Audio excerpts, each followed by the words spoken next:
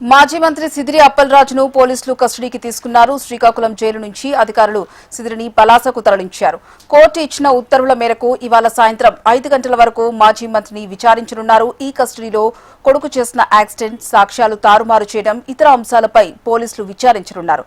తిరిగి సాయంత్రం పలాస నుంచి శ్రీకాకుళం జైలుకి మాజీ మంత్రి సిదిరి అప్పలరాజును అధికారులు తరలించనున్నారు.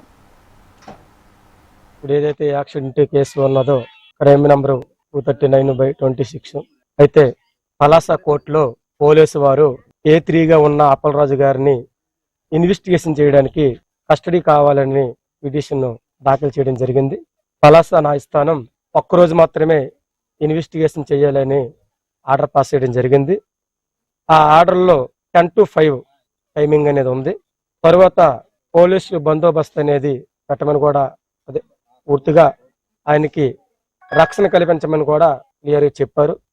ఆ తర్వాత ఎటువంటి మిస్బిహేవియర్ కానీ, ఎటువంటి దెబ్బలు కానీ, ఎటువంటి ఇది కానీ ఏమీ లేకుండా ఎలాగైతే తీసుకెళ్లారో ఆ విధంగా ఇన్వెస్టిగేషన్ చేసి మీరు మళ్ళీ ఇన్వెస్టిగేషన్ అనంతరం అయిపోయిన తర్వాత మెడికల్ తీసుకెళ్ళాలి హాస్పిటల్కి.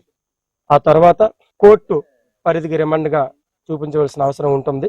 లేని పక్షంలో ఒకవేళ వీడియో కాన్ఫరెన్స్ కూడా అడిగే అవకాశం కూడా ఉంటుంది. ఆ టైమింగ్ బట్టి అది పోలీసులు వారు తీసుకుంటారు.